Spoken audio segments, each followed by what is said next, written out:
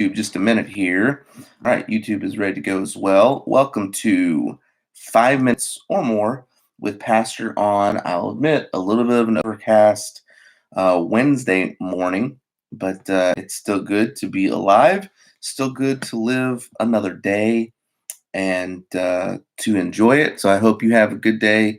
Good morning, Melissa. Good to see you. Hope you guys are settling in maybe a little bit more into um, the homeschool routine. I know that is not easy to do at all. We're still trying to figure it out too. It seems like every day it's something else that's coming up, or that's a little different. But we're doing pretty good with that. Good morning, Anita. It's good to see you. Melissa says maybe. I know, but you know what? By the time you figure it out, Melissa, by the time you get it all figured out, it'll school will be over, and so. But no, I hope you guys are having a good day. And we'll get going here this morning. We're back in Psalm 18. We'll be in Psalm 18 today and tomorrow, and then we'll move on to Psalm 19. But I want to read. Actually, I'll read that here in just a second. With everything that's going on, I've shared this opinion before, and you read the news or you watch it, and it certainly feels like.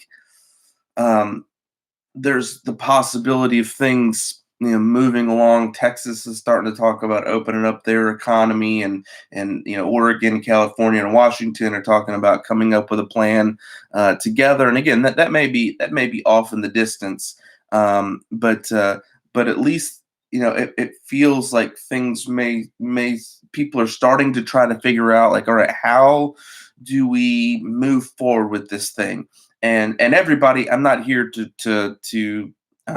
bloviate on what my opinion about that is this morning. But the truth of the matter is, everybody thinks, maybe it should be this way, or maybe it should be that way, or maybe this is the solution. I hope you are, and I am, praying for those in leadership nationally. Pray for President Trump and his cabinet. Pray for our governors and our local government officials as well, that they would make right decisions on behalf of the people, and not on behalf of any one political party.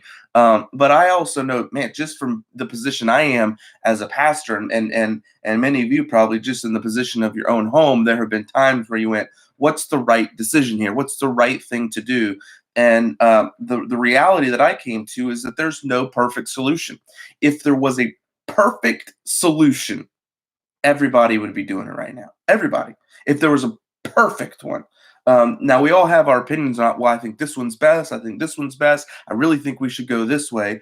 But if there were a perfect solution, we would already be doing that perfect solution. At least I believe we would. And again, I felt the same way about church, about Pioneer. Man, I wrestled, and we met, and some of us met together and wrestled with what we should do. And there was no easy solution. And then this morning, I come to Psalm 18, and I want to read what these words say here really quickly this morning. Beginning in verse 30, it says, "As for God," notice these words, "as for God, his way is perfect. The word of the Lord is tried. He is a buckler to all those that trust in him. For who is God save the Lord? Who is a rock save our God? It is God that girdeth me with strength, and maketh my way perfect. He maketh my feet like hinds' feet, and setteth me upon my high places. He teacheth my hands to war, so that a bow of steel is broken in my arms. Thou hast also given me the shield of thy salvation, and thy right hand hath holden me up, and thy gentleness has made me great. Thou hast enlarged my steps under me, that my feet did not slip. I have pursued mine enemies and overtaken them, neither did I turn again till they were consumed. I have wounded them that were not able to rise. They are fallen under my feet. For thou hast girded me with strength unto the battle. Thou hast subdued under me those that rose up against me. Yeah, there are a lot of thoughts that are mentioned here that I think are really interesting. Verse 39 says, "For thou hast girded me with strength unto the battle." I know we're not We're not out there fighting a war with a physical human enemy. But man, we're in a battle sometime with our own sanity, with our own lives. And I want you to know that God has given you everything you need. He's given you the strength for this battle right now, day by day, little by little, every single moment. But I want to go back to the very beginning. It says, as for God, his way is perfect. This morning, I want you to dwell on something. God's way is perfect. He doesn't make any mistakes. He doesn't make any mistakes. And here's the thing: we might have leadership that makes mistakes, and we might have other people that we think haven't made the right decisions. But I just want you to know this much: God doesn't make any mistakes. His way is perfect. And then he goes on and he says, "The word of the Lord is tried." That has the idea of being tried in a fire. It has stood the test of time. And so, man, if your heart feels dejected, or you feel like decisions that are being made aren't right or fair or good, I tell you, and I know I've said it over and over again, return to the Word of God and immerse yourself in that. Here's the deal.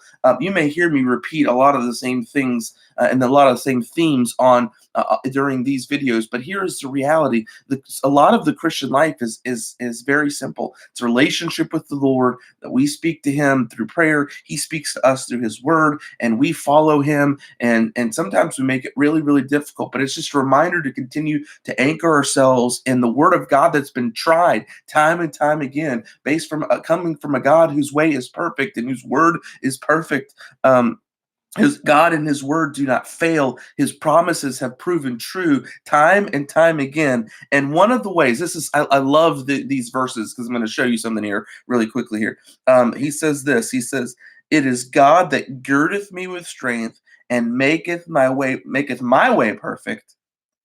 He maketh my feet like hinds feet and setteth me upon my high places." Maybe sometimes you just skip over those verses and don't even think about it. A hind is a lot of times it's a word that's used for deer. It's also a type of I don't even know what it is. It's an animal that's kind of like a goat that climbs into very high and steep places, and their feet are able to hold on to really tiny spaces. I wanted to show you by way of illustration, and our technology for these things aren't as quite as advanced as our Sunday morning technology. So I printed out a picture of a hind using his feet, and so I'm going to show it to YouTube and to Facebook here really quickly. This is what a hind, and you can kind of tell down here there are some on not as steep places. But these up here, this is a very steep wall, and these hind are climbing up this rock face. And if you had this picture, their feet are just holding on to these little crags, these little places, these little outcroppings in the rock. And David says, "He maketh my feet like hinds feet, and setteth me upon my high place." It's just a reminder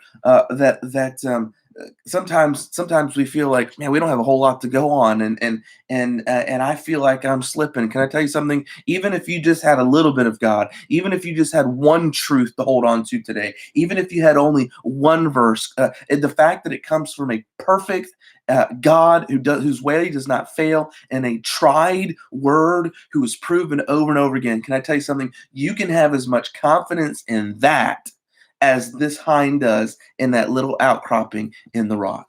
And he will gird you with strength for the battle, for exactly what you need for this day. For whatever reason, the song, "I Just Keep Trusting My Lord." I'm not sure if you know that chorus, has stuck in my mind this morning. It goes, "I just keep trusting my Lord as I walk along. I just keep trusting my Lord, and He gives a song. Though the storm clouds darken the sky or the heavenly trail, I just keep trusting my Lord. He will never fail. He's a faithful friend, such a faithful friend. I can count on him to the very end. Though the storm clouds darken the sky or the heavenly trail, I just keep trusting my Lord. He will never fail. And there are more verses to that, but that song has just been playing over and over and over in my head. And it's a reminder that I'm just going to keep trusting my Lord because he'll never fail. His way is perfect. His word is tried. He has strengthened me for the battle. And so I'm going to tackle this day knowing that God is true and right and he'll never fail. And I hope you do too. Hopefully you can tune in tonight for small group, and we'll be sending an email out about that. Look for that. I may include some questions to go ahead and prime the pump and get you ready for tonight as well, but we look forward to that. But I hope you're ready to tackle a day with a perfect God and a tried word ready to go. So have a great day, and we'll see you later on.